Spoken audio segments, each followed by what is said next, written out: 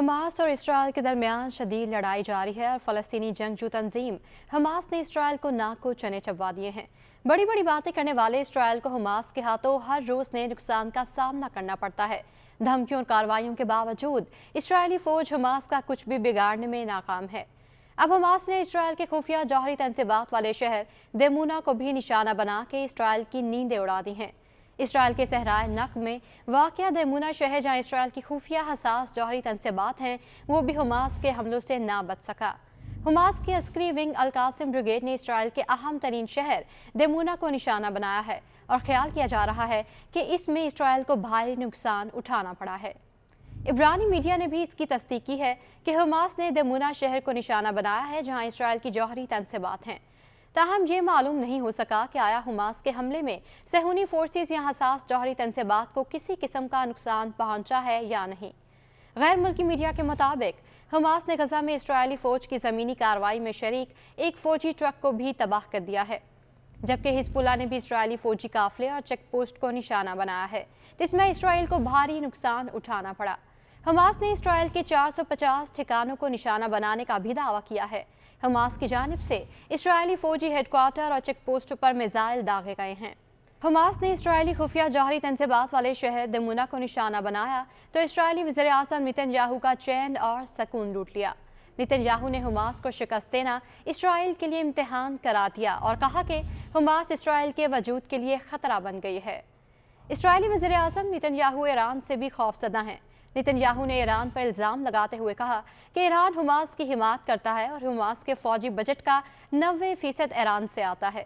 Iran Hamas को funds देता है, मुनज़्ज़म करता है और हिदायत भी जारी करता है। दूसरी जानिब इसराइली फ़ौज ने गजा के शहरियों को एक बार फिर जनूब में मुंतकिल होने की वार्निंग देते हुए कहा है कि जनूब में गजा के शहरी पानी, खुराक, अद्वियात हासिल कर सकेंगे। इसराइली फौज तर्जुमान का कहना है कि अमेरिका और मिस्र की गजा के लिए इंसानी इमदाद की कोशिशों को बढ़ाया जाएगा। इसराइल की लड़ाई गजा के लोगों से नहीं, हमास के साथ है। हमास इसराइल में कैद 6000 फ़लस्तीनियों की रिहाई के एवज़ इसराइली कैदियों को छोड़ने पर आमादा हो गई है।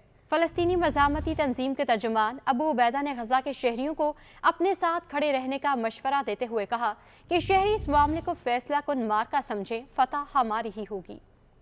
उधर इसराइली जगमालियों के खानदानों का कहना है कि सहूनी हुकूमत कैदियों की बखैरियत रिहाई की जिम्मेदार है। वज़ीर आज़म नेतन्याहू तमाम कैदियों की रिहाई के लिए हर मुमकिन कोशिश करें। इस हवाले से हमास का कहना है कि इसराइली कार्रवाइयों के दरमियान कई जगमाली भी हलाक हो गए हैं। फ़लस्तीनी वज़ारत सेहत का कहना है कि इसराइल के गजा पर फ़ज़ाई और ज़मीनी हमलों में शहीद फ़लस्तीनियों की तादाद 9000 से ज़ायद हो चुकी है, जिसमें आधे से ज़्यादा तादाद ख़वातीन और बच्चों की है। अक़वाम मुत्तहिदा के सेक्रेटरी जनरल एंटोनियो गुतेरेस ने खबरदार किया कि गजा की पट्टी में सूरत हाल तेज़ी से ख़राब हो रही है।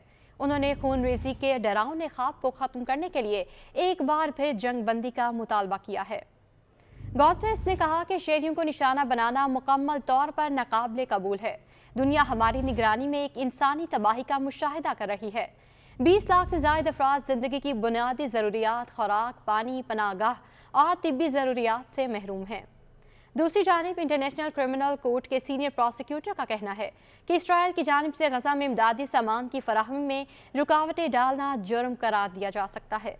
सीनियर प्रोसिक्यूटर ने खबरदार करते हुए कहा कि इसराइल को बगैर किसी ताख़ीर के गजा में शहरियों को खुराक और अद्वियात की फराहमी को यकीनी बनाना होगा। दूसरी जानिब मिस्र की रफा क्रॉसिंग से इमदादी सामान के मज़ीद 10 ट्रक गजा रवाना कर दिए गए हैं।